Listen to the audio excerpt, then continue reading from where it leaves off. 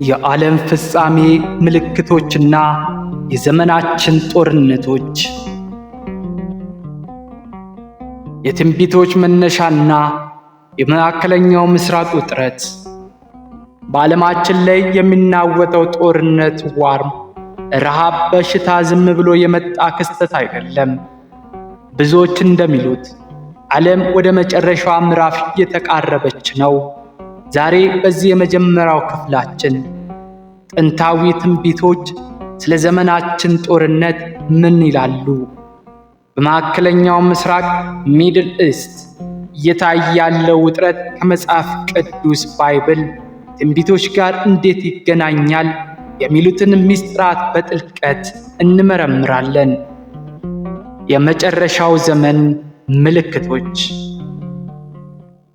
ጌታችን መድኃኒታችን ኢየሱስ ክርስቶስ ስለ መጨረሻው ዘመን ኢንድ ታይም ሲናገር መጀመሪያ የጠቀሰው ምልክት ጦርነትና የጦርነትን ወሬ ትሰማላችሁ የሚል ነበር። ዛሬ ዜና ኒውስ ስንከፍት የምንሰማው ስለ ሰላም ሳይሆን ስለ ሚሳኤል፣ ስለ ድሮን፣ ስለ ኒኩለር ጦርነት የጥፋት ወሬ በሰው ልጅ ልብ ውስጥ ፍርሃት ዘርቷል። ነገር ግን ለተረዳው ሰው ይህ ሁሉ ቀደም ብሎ የተነገረ የትንቢት መፈጸሚያ ማሳያ ነው። የኢየሩሳሌም ማዕከልነት። ጦርነቱ በየትኛውም የዓለም ክፍል ቢነሳም የትንቢቶች ሁሉ ማዕከል ግን ኢየሩሳሌም ናት። ነቢዩ ዘካርያስ ኢየሩሳሌም ለአሕዛብ ሁሉ የሚያንገዳግድ ጽዋ አድርጋታለሁ ብሎ ነበር። ዛሬ በዛች ምድር ላይ ያለውን ግጭት የዓለምን ኃያላን ሀገር ሁሉ እያሳተፈ ይገኛል። አሜሪካ፣ ሩሲያና ሌሎች ሀገራት በኢየሩሳሌም ዙሪያ ያላቸው ፍላጎት ፖለቲካዊ ብቻ ሳይሆን መንፈሳዊም ነው። የቴክኖሎጂና የጥፋት መሳሪያዎች። በጥንት ዘመን የነበሩ ሰዎች ሰማይ እንደ ቅጠል መጽሐፍ ይጠቀለላል፣ ከዋክብታት ይረግፋሉ የሚለው ትንቢት ሲያነቡ በምስጢር ይገርማቸው ነበር። ዛሬ ግን የሰው ልጅ የሰራቸው ጦር መሳሪያዎች ይህንን ለማድረግ አቅም አላቸው። አንድ የኒኩለር ቦምብ ፍንዳታ ሰማዩን በጭስ ሊሸፍን ብርሃንንም ሊጋርድ ይችላል። ቴክኖሎጂ ለሰው ልጅ ዕውቀትን ቢሰጥም ለጥፋት ሲውል ግን የትንቢቶች አስፈሪነት እያቀረበው ይገኛል። የሰው ፍቅር መቀዝቀዝ። ሌላው ጥልቅ ምልክት የፍቅር መቀዝቀዝ ነው። ከአመፅ ብዛት የተነሳ የብዙዎች ፍቅር ተቀዛቅዟለች ተብሎ ተጽፏል።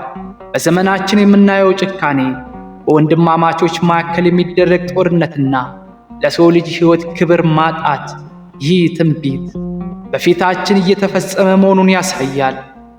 ሰዎች ከፈጣሪያቸው ይልቅ ለቁሳቁስና ለስልጣን ያላቸው ፍቅር መጨመሩን ዓለም ወደ ገደል እየገፋት ነው። ክቡራን ተመልካቾቻችን፣ ዛሬ ያየነውን ገና የጅማሬው ምልክታችን ነው። ዓለም ወደ ሦስተኛው ዓለም ጦርነት ወርልድ ዋር የተቃረበች ይሆን? የታላቁ የአርማጌዲዮን ጦርነት መቅደም ይሄ ነው። በሚቀጥለው ክፍላችን ስለ ታላቁ የአርማጌዲዮን ጦርነት ምስጢር፣ ስለ 666 ምልክትና ስለ ቴክኖሎጂ ቁጥጥር በጥልቀት እንመለከታለን። አርማጌዲዮን ጦርነት ምስጢር እንገባለን።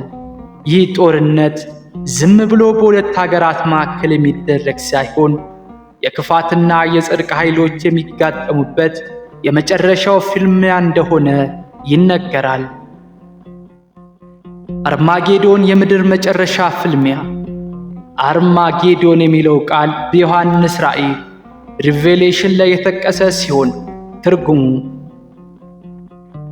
የመጊዶ ተራራ ማለት ነው። ይህ ቦታ በታሪክ ውስጥ ብዙ ታላላቅ ጦርነቶች የተደረገበት ስፍራ ነው። ትንቢቱ እንደሚለው በዘመኑ መጨረሻ የዓለም ነገሥታት ጦር ሰራዊት አርሚ እዚህ ቦታ ላይ ታላቅ ጦርነት ይሰበሰባሉ። አሁን በዓለማችን ላይ የምናየው የጦር ቃል ኪዳኖች አሊያንስስ መፈጠር ዓለም ለዚህ ታላቅ ፍልሚያ እየተዘጋጀች እንደሆነ ብዙዎች ያምናሉ። የ666 ምስጢርና የቴክኖሎጂ ቁጥጥር። ስለ መጨረሻው ዘመን ሲነሳ ብዙዎች የሚያስፈራው የ666 ቁጥር ወይም የአውሬው ምልክት ነው። መጽሐፍ ቅዱስ ባይብል እንደሚለው ያለዚህ ምልክት ማንም ሊገዛ ወይም ሊሸጥ አይችልም። በጥንት ዘመን ይህ እንዴት ሊሆን ይችላል ተብሎ ይጠየቅ ነበር። ዛሬ ግን በቴክኖሎጂ እድገት ምክንያት ይህ እውን መሆን መቻሉን እያየንም ይገኛል። አሁን ባለው የዲጂታል ዓለም የሰው ልጅ እንቅስቃሴ ሁሉ ኮምፒውተር ቁጥጥር ስር እየወደቀ ነው። በቆዳ ስር የሚቀበሩ ማይክሮ ቺፖች፣ የፊት መለያ ቴክኖሎጂዎች እና የዲጂታል ገንዘብ ስርዓት የሰው ልጅ ሙሉ በሙሉ ለመቆጣጠር መንገድ እየጠረገ ነው። ይህ ቴክኖሎጂ ለጥሩ ነገር ቢፈጠርም በክፎች እጅ ሲወርቅ ግን ትንቢቱ የተነገረው ፍጹም ቁጥጥር ኮንትሮል ተግባር ሊያደርግ ይችላል። የሳተላይት አይኖችና ምስጢራዊ ክትትል።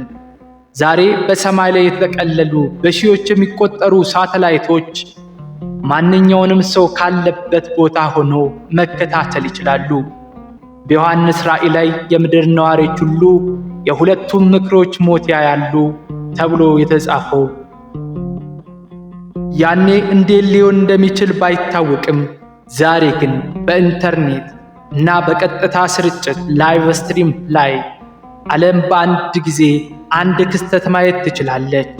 ይህ የሚያሳየው ቴክኖሎጂ ለትንቢቶቹ መፈጸሚያ ምቹ ሁኔታ እንደተፈጠረ ነው። በመከራ ውስጥ ያለ ተስፋ። ምንም እንኳን ምልክቶቹ አስፈሪ ቢሆኑም መንፈሳዊ ትምህርት ግን የሚያስተምረን እንድንፈራ ሳይሆን እንድንዘጋጅ ነው። ጦርነቱ፣ ቴክኖሎጂውም ዓለም ቢቆጣጠርም በእግዚአብሔር የሚያምኑ ግን በመለኮታዊ ጥበቃ ውስጥ እንዲሆኑ ትንቢቱ ይናገራል። ይህ ዘመን የጥፋት ብቻ ሳይሆን እውነተኛ አማኞች የሚለዩበትና የሚነጠሩበት ዘመን ነው። ክፍል 3 የሦስተኛው ቤተ መቅደስ ምስጢርና የተፈጥሮ መናወጥ።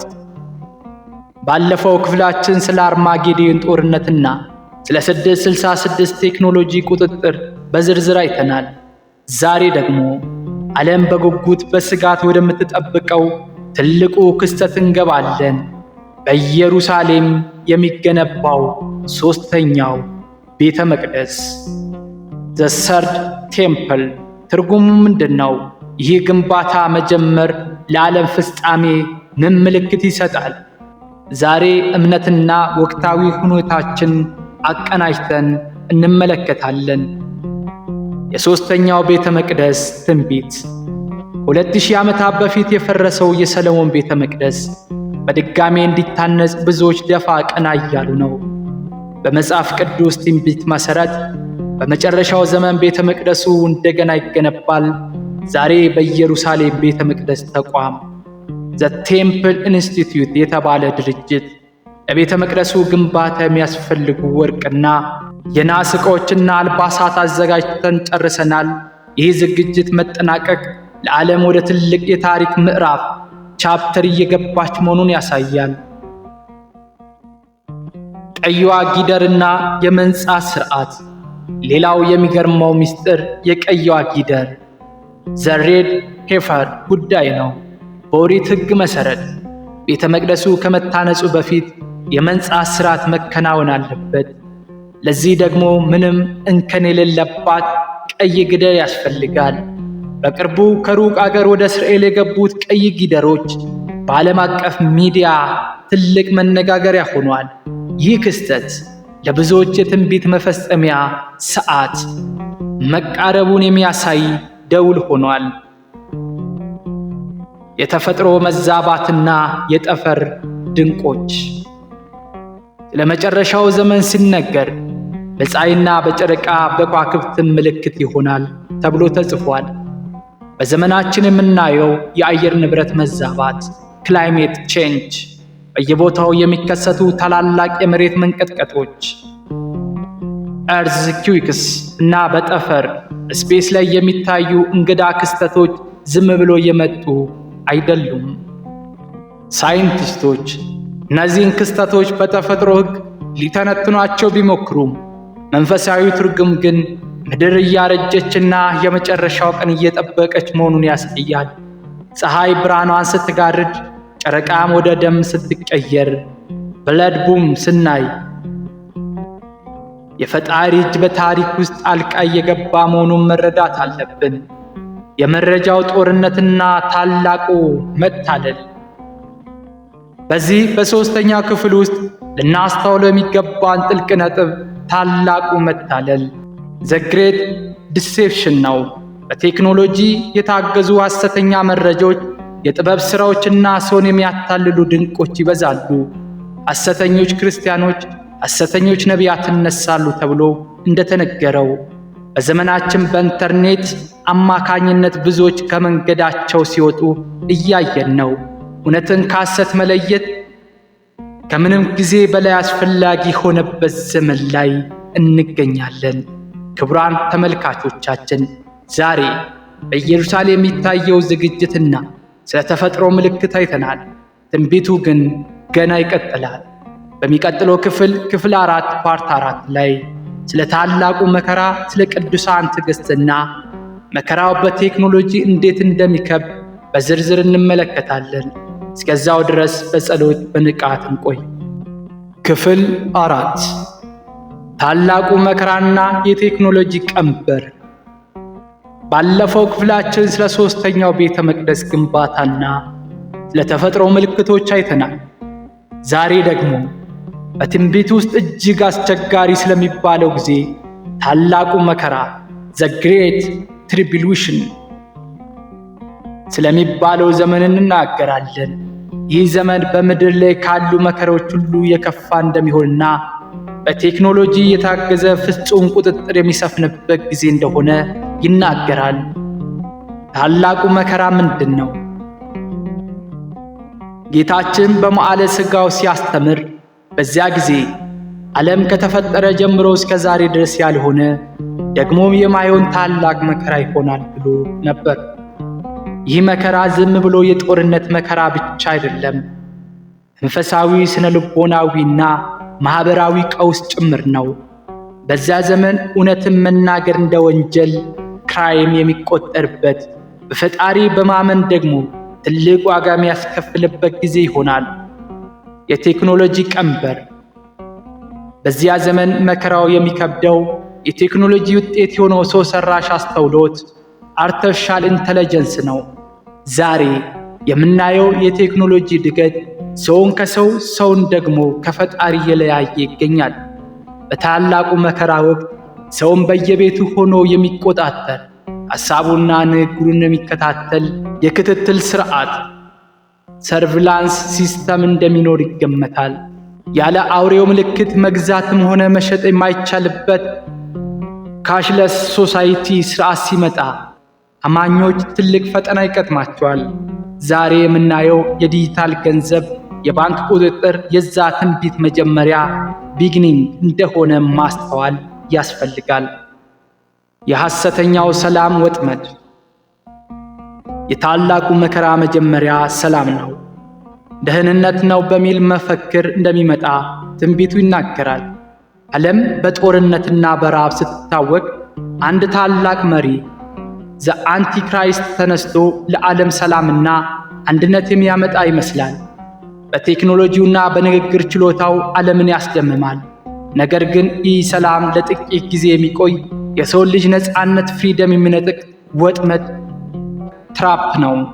የቅዱሳን ትዕግስትና ጽናት። በዚህ ሁሉ መከራ ውስጥ አማኞች ምን ማድረግ አለባቸው? ትንቢቱ የሚነግረን ስለ ቅዱሳን ነው። በዚያ ዘመን የሚኖሩ ሰዎች በቴክኖሎጂ ሳይታለሉ፣ በመከራው ሳይደነግጡ በእምነታቸው መጽናት ይኖርባቸዋል። እስከ መጨረሻው የሚጸና እርሱ ይድናል ተብሎ እንደተጻፈው ጽናትና ጸሎት ብቸኛው መሸሸጊያ ይሆናል። የተከፈተው ሰማይ የተስፋ ብርሃን። በታላቁ መከራ ወቅት ምንም እንኳን መከራው ቢከብድም የሰማይ ደጆች ግን ለሚለምኑት አይዘጉም። በታላቅ መከራ ወቅት እግዚአብሔር ልዩ ኃይል፣ ጥበብ ለሚታመኑት ይሰጣል። ዛሬ የምናየው የዓለም ውጥረት እኛን ለማስደንገጥ ሳይሆን መንፈሳዊ ልባችንን አዘጋጅተን እንድንጠባበቅ የሚያሳይ ደውል ነው። ክፍል 5 የክፋትና የፍጻሜና የታላቁ ተስፋ መገለጥ። ባለፉት 4 ክፍሎች ስር ጦርነት ወሬ፣ ስለ አርማጌዶን ፍልሚያ፣ ስለ ሦስተኛው ቤተ መቅደስና ስለ ታላቁ መከራ በዝርዝር አይተናል። ዛሬ ግን ወደ መጨረሻውና እጅግ አስደሳች ወደ ሆነው ምዕራፍ እንሸጋገራለን። የሰው ልጅ ታሪክ እንዴት ይጠናቀቃል? ከዚህ ሁሉ መከራና ቴክኖሎጂ ቁጥጥር በኋላ የሚመጣው እውነተኛው ሰላም ምንድን ነው? ዛሬ የትንቢቶች ፍጻሜ እናያለን። የክፋት ኃይሎች ፍጻሜ። በመጽሐፍ ቅዱስ ትንቢት መሠረት ክፋት ለዘላለም አይነግስም። ዓለምን በጦርነትና በውጥረት ውስጥ የከተቱ በቴክኖሎጂውና በሥልጣናቸው የታበዩ ኃይሎች ሁሉም ፍጻሜያቸው ይደርሳል። ያ በታላቁ መከራ ወቅት ዓለም ሲያስጨንቅ የነበረው የአውሬው ሥርዓት ዘ ቢስት ሲስተም በመለኮታዊ ኃይል ይደመሰሳል። ይህ ቀን የሰው ልጅ ከጭቆናና ከፍርሃት ነፃ የሚወጣበት ታላቅ ቀን ነው። ዳግም ምጽአት። የክርስቲያኖች ሁሉ ታላቅ ተስፋ የጌታችን መድኃኒታችን ኢየሱስ ክርስቶስ ዳግም ምጽአት ዘ ሰከንድ ካሚንግ ነው። ትንቢቱ እንደሚለው መብረቅ ከምሥራቅ ወጥቶ እስከ ምዕራብ እንደሚታይ የሰው ልጅ መምጣት እንዲሁ ይሆናል። በዚያ ጊዜ በምድር ላይ ያሉት ነገሥታት ኃያላን ሁሉ ይደነግጣሉ። በእምነታቸው የጸኑት ግን ራሳቸውን ቀና አድርገው ቤዛቸው እንደቀረበ ያውቃሉ። ይህ ክስተት በምስጢር የሚደረግ ሳይሆን ዓለም ሁሉ በጋራ የሚያየው ታላቅ የክብር መገለጥ ነው። አዲሱ ሰማይና አዲሱ ምድር። ከታላቁ ፍርድ በኋላ የድሮውን ጦርነት የቆሸሸው ዓለም ያልፋል። መጽሐፍ ቅዱስ አዲስ ሰማይና አዲስ ምድር ኒው ሄቨን አንድ ኒው። ከታላቅ ፍርድ በኋላ የድሮ ጦርነት የቆሸሸው ዓለም ያልፋል ይላል። በዚህ አዲስ ዘመን ጦርነት አይኖርም። ረሃብ የለም፣ ሞትም ሆነ ስቃይ አይኖርም። የሰው ልጅ ወደ ቀድሞው ክብሩ የሚመለስበትና ከፈጣሪ ጋር ፍጹም የሆነ ሰላም የሚኖርበት ዘመን መንግሥት ይጀምራል። ይህ ነው ለሰው ልጅ የተሰጠው ትልቁ የድል አክሊል ክራውን። የዘመናችን ትምህርት። ዓለም ሁሉ የምናየው ጦርነትና ውጥረት እኛን ወደ አንድ ትልቅ ውሳኔ ሊያመጣን ይገባል። ቴክኖሎጂ ቢራቀቅም የዓለም ኃያላን ሀገራት የጦር መሳሪያዎች ቢያከማቹም እውነተኛው ደህንነት ግን ያለው በመንፈሳዊ ንቃት ውስጥ ነው። ትንቢቶቹን ስንመለከት እንድንጨነቅ ሳይሆን ልባችን አዘጋጅተን እንድንጠባበቅ ነው። በፈተና ውስጥ ማለፍ ቢኖርም መጨረሻው ግን የብርሃን ድል ዘመን ነው። ክቡራን ተመልካቾቻችን በዚህ የ5 ክፍል ተከታታይ ቪዲዮ ስለ ዓለም ፍጻሜ ምልክቶችና ስለ ትንቢቶቹ ፍጻሜ በጥልቀት አይተናል። የዓለም በጦርነት ብትታወክም ልባችሁ አይታወክ። በመንፈሳዊታችሁ በርቱ፣ ጸልዩ፣ ንቁ። የታሪክ ባለቤት እግዚአብሔር እንደሆነ መጨረሻም የእርሱ እንደሆነ እወቁ። ይህንን ትምህርት ለተከታተላችሁ እናመሰግናለን። ቪዲዮው ለሌሎች በማካፈል ሼር፣ የትንቢቱን ብርሃን አዳርሱ። በቀጣይ በአዲስ ቪዲዮ እስክንገናኝ ድረስ ሰላም እግዚአብሔር ከሁላችን ጋር ይሁን። አሜን። ወስብሐት ለእግዚአብሔር ወለወላዲቱ ድንግል ወለመስቀሉ ክብር። አሜን።